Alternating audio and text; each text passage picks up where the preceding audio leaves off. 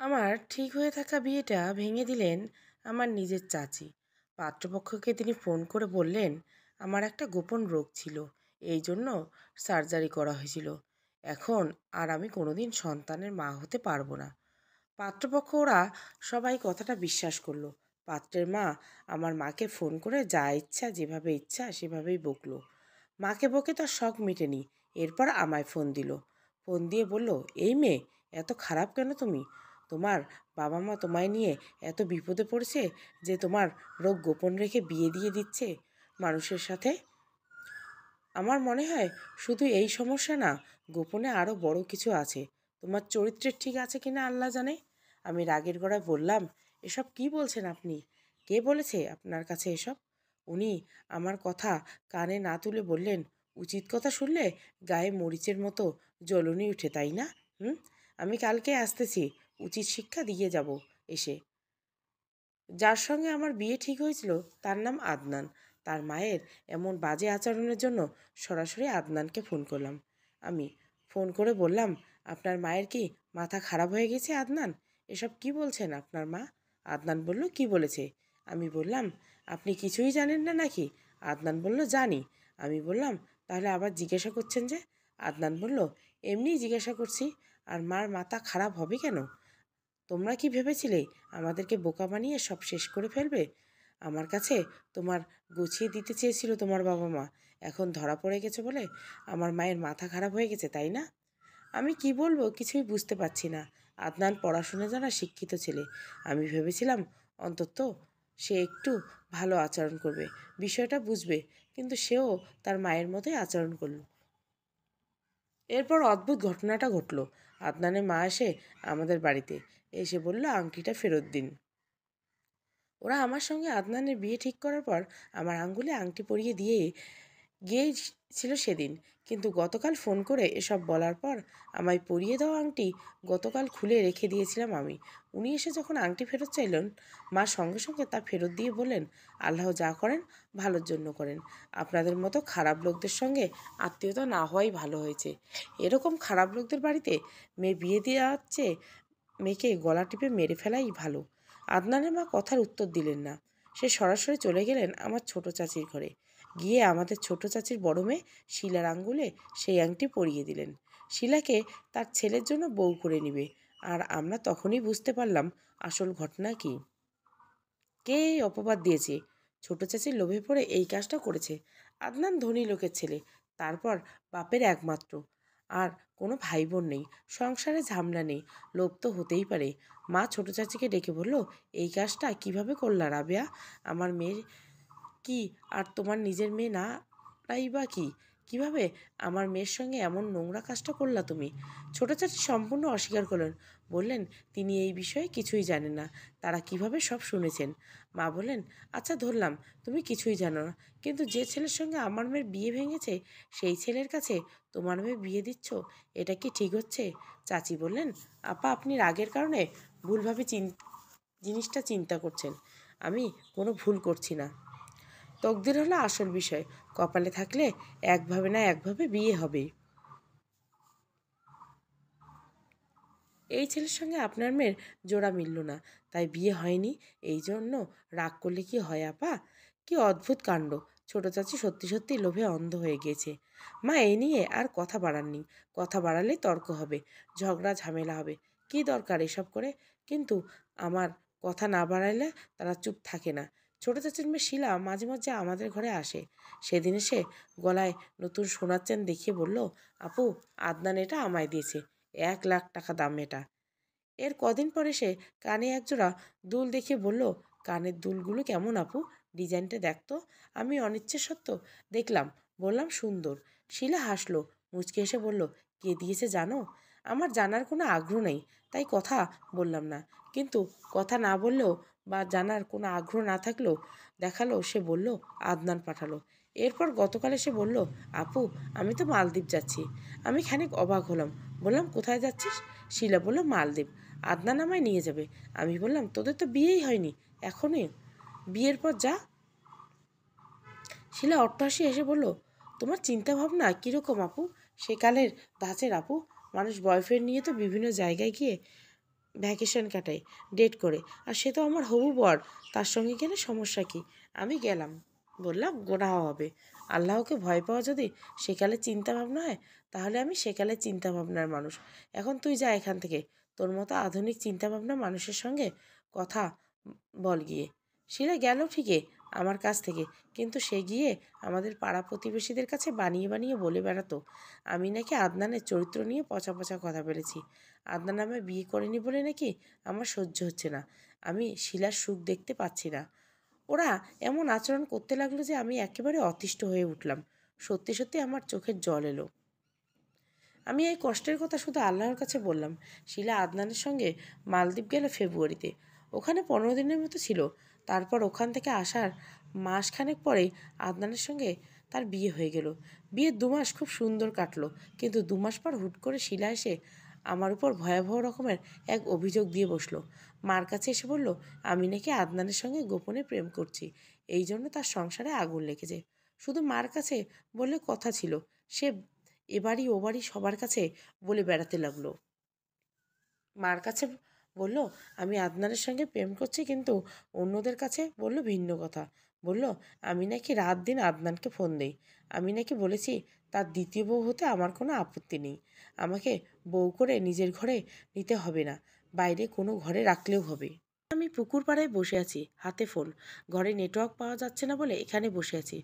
ফেসবুকের স্ক্রল করছি, ঠিক তখনই পাশে এসে দাঁড়ালো ছোট চাচি। এসে বলল কি করলি তুই? আমার ইচ্ছে করছিল না ওনার সাথে কথা বললো, তবু বললাম এই তো কিছু না, বসে আছি। ছোট চাচি আমায় খুঁটিয়ে খুঁটিয়ে দেখলো, তারপর বলল নাকি আদনানের সঙ্গে কথা বলছিস, আর এখন আমারে দেখা কথা বলা বন্ধ করে দিচ্ছিস। শুনে মেজাজ এত খারাপ হলো, নিজেকে সামলাতে না পেরে আমি রাগের গলায় বললাম চাচি বুড়ি হয়েছেন, চরিত্র ঠিক করেন আপনার, আপনি তো আমার নিজের চাচি, আপনি যেরকম আচরণ করেন শত্রুও এরকম আচরণ করে না, বলে ওখান থেকে উঠে চলে আসলাম। এর খানিক পরে ছোট চাচি এসে বাবার কাছে বলল ভাইজান, আপনার কাছে আপনার মেয়ের আর আমার মেয়ে এক কথা না? ভাইজি আর নিজের মেয়ে এক না, এক রক্ত না? বাবা বললেন হ্যাঁ একই তো। ছোট চাচি কেঁদে ফেললো, কেঁদে কেঁদে বলল আমার আপনার মেয়েই আমি সবসময় নিজের মেয়ের মতোই দেখি, কত আদর করি, আর আজকে আপনার মেয়ে আমারে ডাইকে কইতেছে আমি কোন সাহসে আমার মেরে আদনানের কাছে বিয়ে দিলাম, সে নাকি আমারে উচিত শিক্ষা দিবে, আমার পিঠের চামড়া উঠিয়ে সেই চামড়া দিয়ে তার জুতো বানাবে। চাচি হাউমাউ করে কাঁদছে। বাবা সঙ্গে সঙ্গে আমায় ডাকলেন, জিজ্ঞাসা করলেন তুলি এসব কি বলছিস তুই তোর চাচিকে? আমার তো রাগ লাগলো, বাবা এমন কেন? তিনি তো সব জানেন চাচি আর তার মেয়েরা আমার সঙ্গে কি কি করেছে, এখন কি করে যাচ্ছে, আর বাবা এরকম একটা মহিলার কথা বিশ্বাস করে ফেলল। ছি! আমি রাগের গলায় বললাম বাবা এই মহিলাকে আমি এসবের কিছুই বলিনি, কিন্তু বলা উচিত ছিল। শুধু বলা না, এই এর চরিত্রের যে পরিমাণ খারাপ, এই মহিলা যে পরিমাণ নোংরা, এর চামড়া দিয়ে জুতো বানাতে পারলে বরং আমার মনে একটু শান্তি লাগবে। বাবা রেগে গেলেন শুনে, বসা থেকে উঠে আমার গালে একটা চড় বসিয়ে দিয়ে বলেন চোখের সামনে থেকে তুই দূর হয়ে যা বলছি, মরতে পারিস না। আমি বাবার সামনে থেকে চলে এলাম। এত কান্না পাচ্ছে আমার, কিন্তু আমি জানি বাবা নিরুপায় হয়ে আমায় মেরেছেন। ছোট চাচা বেঁচে নেই, অত কিছু এখন হতো না, চাচা নাই বলে সমস্যাটা হয়েছে। বাবার মুখ থেকে তাদের কিছুই বলেন না, বলতে পারেন না। কোনো কিছু না বলার পরেও ফুপুরা এসে নানান কথা বলে। ছোট চাচি যা বলে তাই তারা বিশ্বাস করে। বলে আমরা নাকি চাচিদের দেখতে পারি না, শান্তিতে থাকতে দেয় না, তাদের জমির ভাগ করি, আরও কত কথা। ফুপুদের নাম নিতেই এক ফুপু এসে হাজির, মেজে ফুপু। আমাদের বাড়ি থেকে ওনার বাড়ি কাছে। মেজে ফুপু এসে কোনো কিছু বাজ বিচার না করে আমার উপর সবটা দোষ দিলেন। মাকে বললেন মেয়েকে চোখে চোখে রাখতে পারো না, আর এর কি কম বয়স হয়েছে, বিয়ে দাও না কেন, বয়স হয়েছে, আর কত সহ্য করব, মেয়েরা খারাপ হয় বা আম্মার দোষে। সব মায় তো বিয়ে দিলে কি শিলার জামাই ঘরে এই ঘটনা ঘটতো? মা জিভায় কামড় দিয়ে বলে ফেললেন আপনি ওসব কি বলছেন আপা, ওরা যা বলছেন তাই বিশ্বাস করছেন? ছোট ফুপু রেগে গেলেন, বললেন তোদের বাড়িতে আসাই উচিত না, আর তুমি বলো রাবেয়ার পক্ষ নিচ্ছি, রাবেয়া বলে তোমার পক্ষ নিচ্ছে।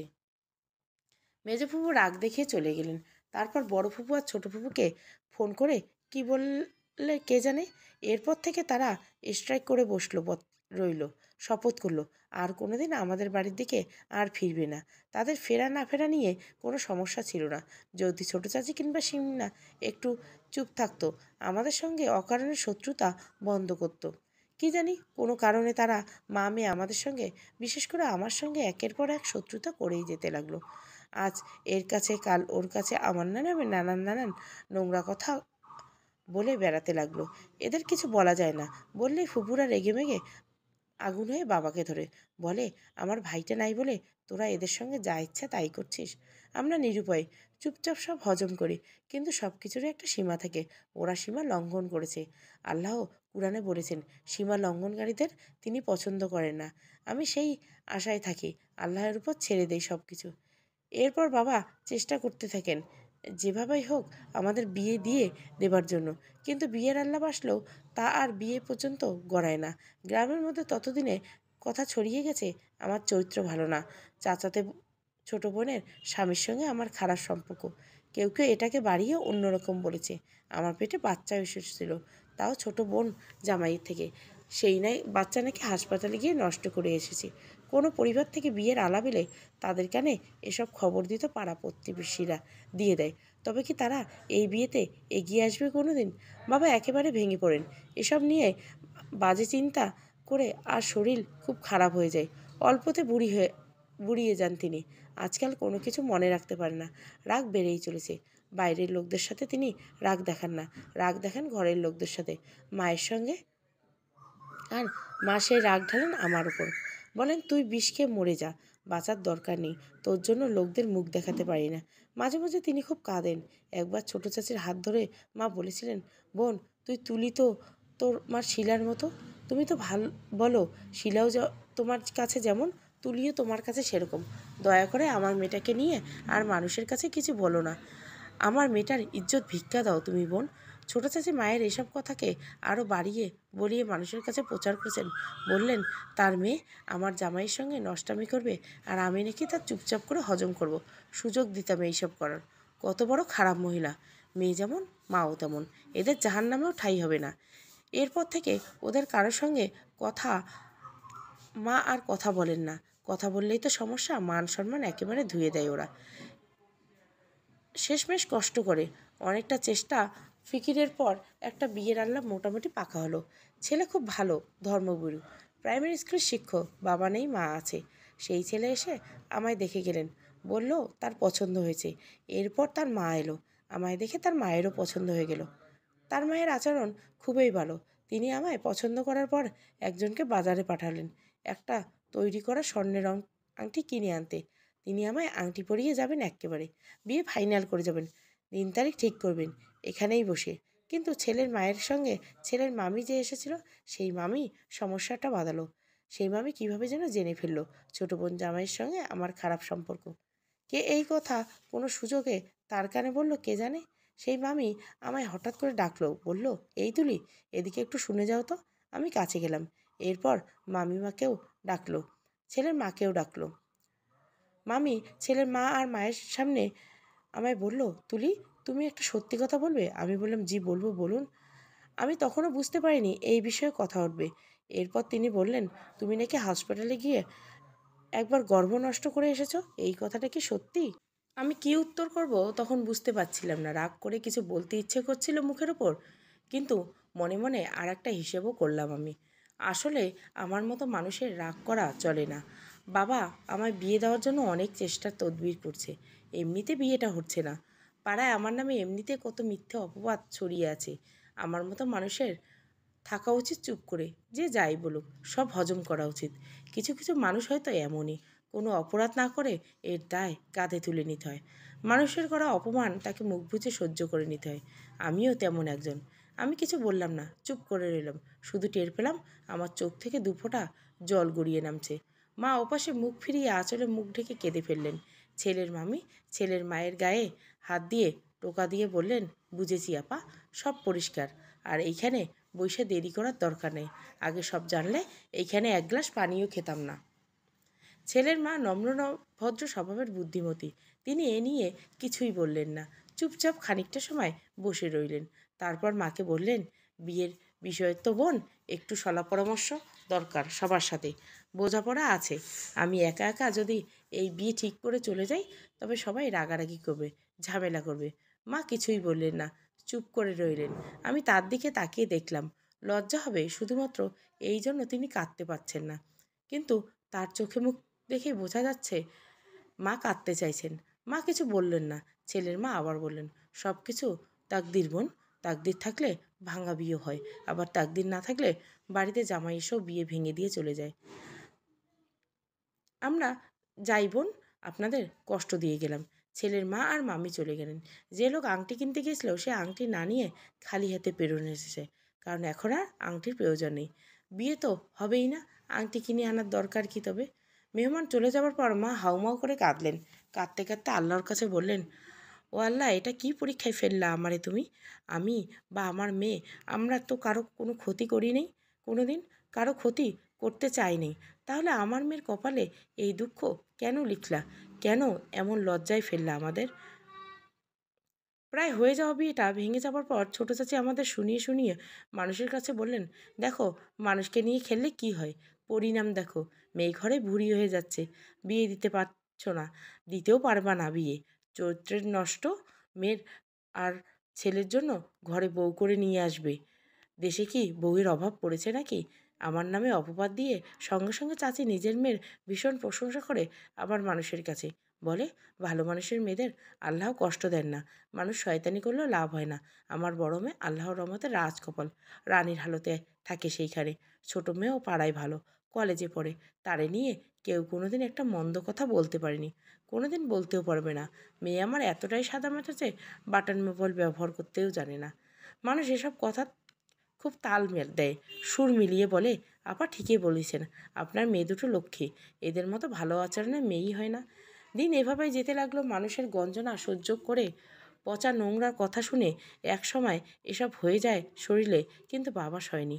বাবা অসুস্থ সবল একটা মানুষ ছিলেন, আর তার চোখের দিকে তাকিয়ে মানুষের কথা বলবার সাহস ছিল না। সমাজে তার বিরাট মান মর্যাদা ছিল, তিনি সবসময় সতর্ক হয়ে চলতেন। কেউ মন্দ বলবে তাকে নিয়ে এরকম আচরণ তিনি কোনোদিনও করতেন না। আমার সহজ সরল সাদামাটা বাবা চাচির জন্য আর চাচি মেয়ের জন্য মানুষের কাছে লজ্জিত হতে থাকেন দিনের পর দিন।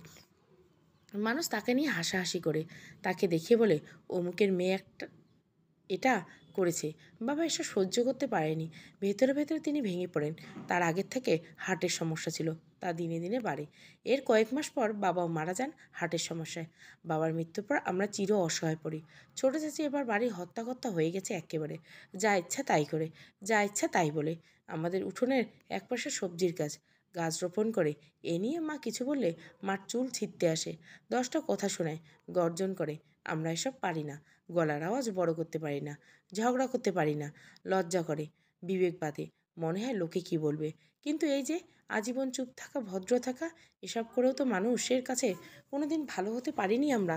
এই সমাজের মানুষগুলো মূর্খের অধম, এরা প্রমাণ ছাড়া অপবাদ বিশ্বাস করে, এরপর মানুষ নিয়ে ঘাটাঘাটি করতে বেশি পছন্দ করে। আর এরা সবসময় দুর্বলদের বিরুদ্ধে বাঘ সাজে, সিংহ সাজে। সবলরা খারাপ লোক হলেও এরা তাদের খুব তোয়াজ করে চলে। বাবার মৃত্যুর কদিন পর মেজো ফুপু আমাদের বাড়িতে আসে, এসে দুদিন থেকে যায়। মায়ের সঙ্গে খুব মিশে থাকার চেষ্টা করে। তারপর একদিন দুপুরবেলা আসল কথাটা বলে, বড় বউ, তুলির বাপ বেঁচে নেই, এখন তুলির ভালো খারাপ দেখবার দায়িত্ব আমাদের। শত হোক তুলি আমাদের রক্তের অংশ, সে আমাদের বংশের মেয়ে। মা বললেন, জি আপা। মেজো ফুপু এবার বললেন, বড় বউ, তুলির জন্য একটা ছেলে দেখেছি, ভালো ছেলে, সহায় সম্পত্তি আছে। মা বললেন, বাড়ি কোথায় ছেলের? বিস্তারিত বলেন। ফুপু আমতা আমতা করলে বলেন, আমার বড় ননদের ছেলের নাম হারুন। মা শুনে চমকে উঠলেন, এসব কি বলছেন আপা আপনি? আপনি তুলির ফুপু হয়ে এরকম একটা আলাপ কিভাবে নিয়ে এলেন? মেজো ফুপু বলল, কেন, সমস্যা কি? মা বললেন, আপনি তো গত বছর এসে বলেছিলেন ছেলে তার প্রথম বউ নিজে ফাঁস লাগিয়ে মরছে, এরপর সবাইরে বলছে বউ নিজে ফাঁস দিয়ে মারা গেছে। আপনি বলেননি নিজের মুখে এ কথা?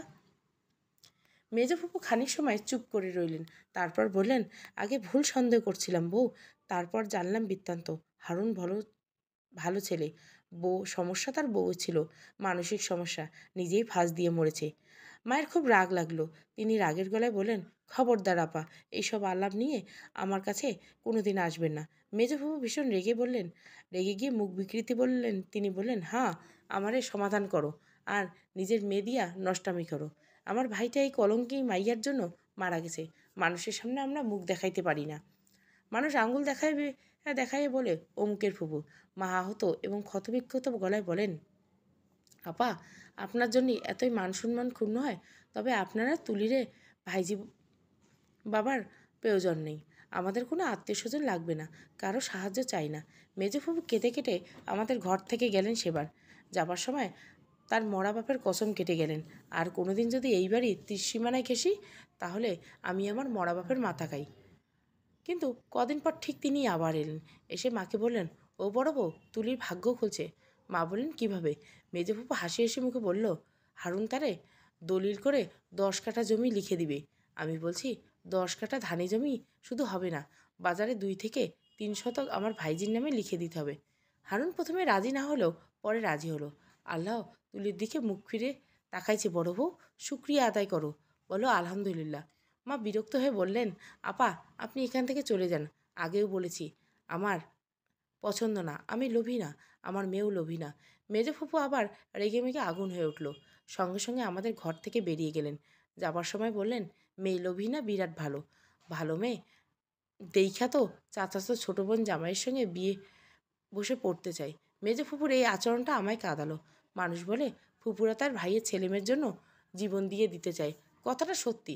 আমি আমার বান্ধবীর বেলায় এমন দেখেছি, তাদের ফুপুরা তাদের জন্য যান জীবন দিয়ে দেয়, ভীষণ আদর করে তাদের।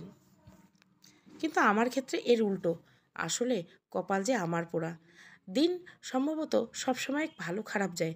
খারাপ মানুষদের হয়তো এক সময় পতন আসে। আমার চাচির ঘরে পতন শুরু হলো।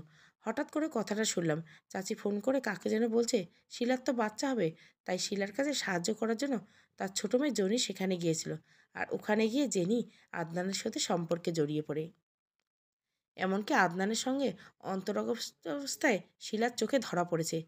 এই নিয়ে ওইখানে বিরাট ঝামেলা হচ্ছে। শিলার সংসারে আগুন লেগে গিয়েছে ইতিমধ্যেই। সপ্তাহখানেক মধ্যে ভয়ঙ্কর ঘটনাটা ঘটল। ছোট চাচি সেই কথা লুকিয়ে রাখলেন কয়েকদিন, কিন্তু বেশি দিন তিনি লুকিয়ে রাখতে পারলেন না। আসলে খারাপ সময় চেষ্টা করে সব লুকানো যায় না। হুট করে শিলা এখানেই চলে আসে। শিলা চলে এলো, কিন্তু জেনি এলো না। এর মানে জানা গেল 2 দিন পর।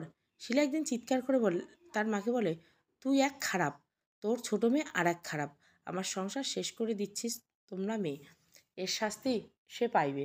আর আমি যদি কোনোদিন এরা খুঁজে পাই, তবে নিজ হাতে আমি খুন করব। ওরে খুন করলে আমার শান্তি। সময় যেতে থাকে 1 মাস 2 মাস এভাবে।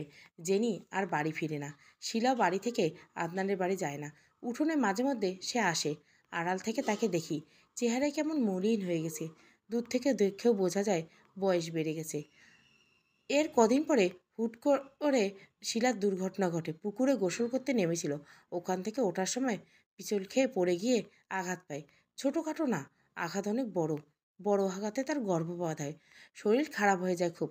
হাসপাতালে গিয়ে 2 দিন থাকতে হয়। হাসপাতাল থেকে আসার পরে শিলার মধ্যে কিছু পরিবর্তন লক্ষ্য করা যায়। সে এখন আমাদের ঘরে আসে, আমার সঙ্গে মায়ের সঙ্গে কথা বলে। একদিন আমায় পুকুর পাড়ে ডেকে নিয়ে বলল, তুলি আপু, জেনি আমার নিজের মায়ের পেটের বোন হয়ে কিভাবে আমার এত বড় সর্বনাশটা করলো। আমার কথা বলতেও রুচিতে বাজছিল ওর সাথে, তবুও কথা বললাম। ওর এমনিতে খারাপ অবস্থা, গর্ভটা নষ্ট হলো, তাছাড়া সংসার ভাঙলো। মন না চাইলেও জোর করে কথা বললাম ওর সাথে। বললাম, কি হয়েছে আসল বললে বলতো। শিলা চুপ করে থাকে। চোখ দিয়ে তার জল ভিজতে থাকে। নাকের সর্দি টেনে নিয়ে বলে, আদনানের দোষ দিব না আমি, জেনির সব দোষ। নিজ থেকে গিয়ে গায়ে পড়ে থাকতো, সুযোগ দিলেই তো। শেষ করতে পারে না কথা। শিলা কেঁদে ফেলে। আমি কাঁদতে দেই তাকে। অনেক কেঁদেছি আমি, সেও একটু কাঁদুক। কান্না শেষ হলে আমি তাকে জিজ্ঞাসা করলি, জেনি এখন কোথায়? শিলা বলে, জানি না রে বোন। আমি অবাক হয়ে বলি, জানিস না মানে? শিলা বলে, কীভাবে জানবো? আদনান ওকে নিয়ে কোথায় যেন পালিয়ে গেছে। ওদের নাম্বার বন্ধ, ওদের সাথে যোগাযোগ করার কোনো রকম উপায় নেই। আমি বলি, ও আচ্ছা। শিলা খানিক সময় চুপচাপ বসে থাকে। তারপর বলে, তুলি আপু। আমার নাম উচ্চারণ করে। তারপর আমার কাছে এসে আমার হাতটা ধরে। তারপর আমার মুখের দিকে তাকিয়ে বলে, তোমার সঙ্গে মা বড় অন্যায় করেছে। আদনান তোমার ছিল, মা মিথ্যে অপবাদ দিয়ে তাকে আমার করেছে। এর শাস্তি আমি পাচ্ছি।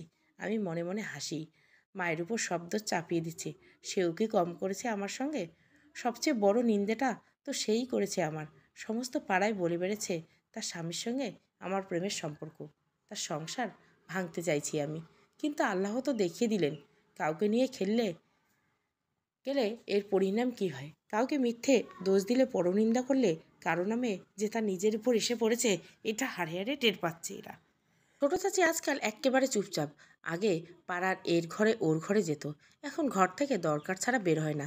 এর মধ্যে আর এক ঘটনা ঘটল। হুট করে একদিন আদনানের মা এসে আমাদের বাড়িতে এসে ছোট চাচিকে আচ্ছা মতো ধরল। বলল, তুই খারাপ মহিলা, তুই একটা ডাইনি। তুলির নামে মিথ্যে অপবাদ দিয়ে আমার ছেলের সঙ্গে সেই বিয়েটা তুই ভাঙিয়েছিলি। এরপর জাদুটোনা করে মায়ায় ভুলিয়ে তোর নষ্ট মেয়ের আমার ছেলের কাছে বিয়ে দিয়েছিস।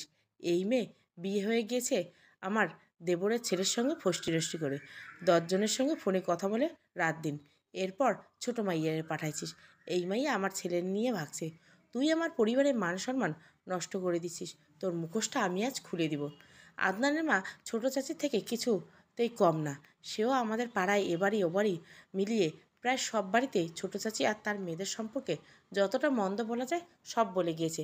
যা সত্য তো তাই বলেছে, বানিয়ে বানিয়ে রসালো করে মিথ্যেও বলে গিয়েছে।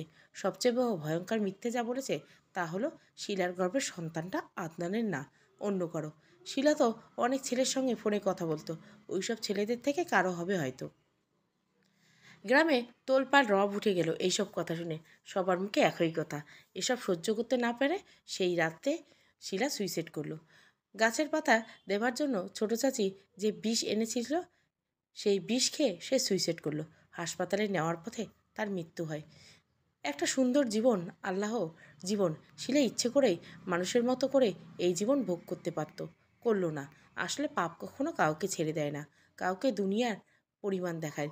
শিলা মরে গিয়ে শেষ হয়েছে, কিন্তু কষ্ট রেখে গিয়েছে ছোট চাচির জন্য। ছোট চাচির বড় গলা ছোট হয়েছে, জল আর যত্নের অভাবে সবজির বাগান নষ্ট হয়েছে।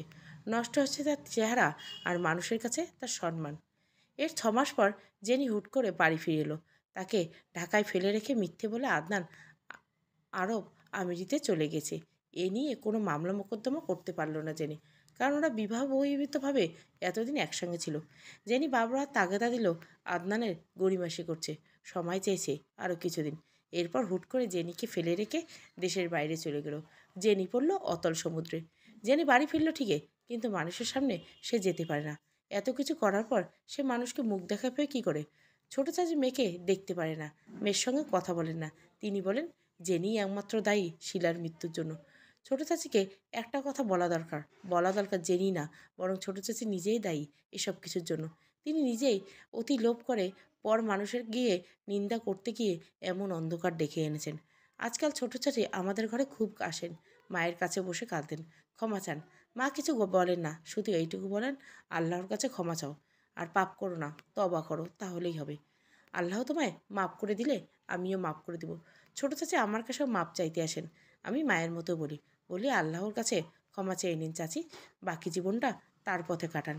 আমি আপনাকে মাফ করে দিলাম। চাচি বিশুদ্ধ হবে কি না জানি না, কিন্তু তার ক্ষতি যা হওয়ার হয়ে গেছে, পাপের পরিণাম তিনি দেখে ফেলেছেন।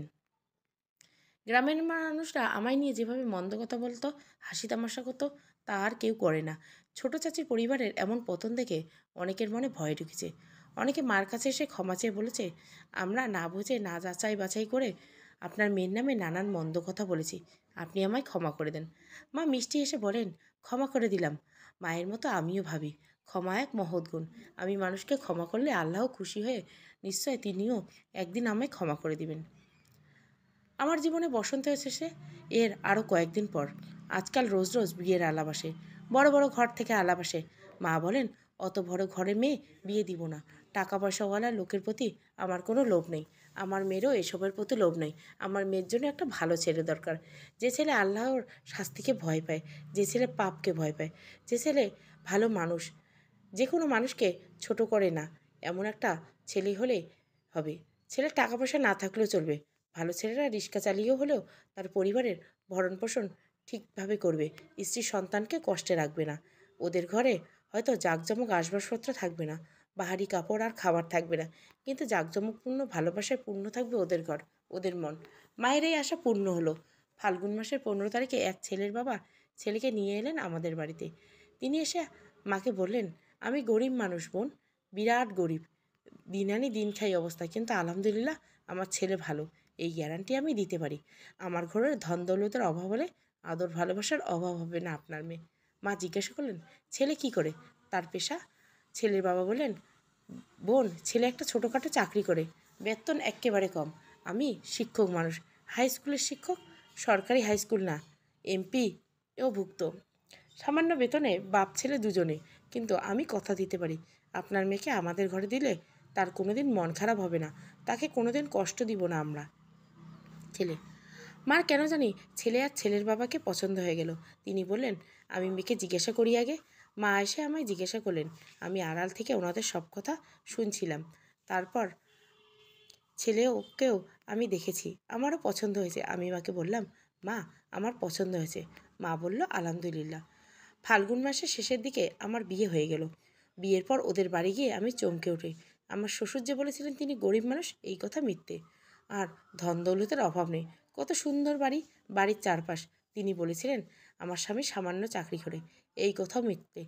আসলে আমার স্বামী একজন কাস্টম অফিসার, 40তম বিসিএস ক্যাডারে হয়েছিলেন তিনি। আমি আমার শ্বশুরের এমন মিথ্যের জন্য অবাক হলাম। উনি ধার্মিক মানুষ, ভালো মানুষ, তাহলে তিনি এত মিথ্যে বললেন কেন? আমি আমার শ্বশুরকে নিজেই জিজ্ঞাসা করলাম, বাবা, আপনি আমার মার সঙ্গে মিথ্যে বলেছিলেন কেন? কেন বলেছিলেন আপনারা গরিব, আপনার ছেলের জন্য সামান্য চাকরি করে? আমার শ্বশুর হেসে, ভয়ে, মা, ভয়ে, আমি মানুষের কাছে শুনেছিলাম তোমার মা তোমাকে গরিব ঘরে বিয়ে দিবে, ধনী ঘর তার পছন্দ না, এই ভয়ে আমি বলেছিলাম আমরা এরকম।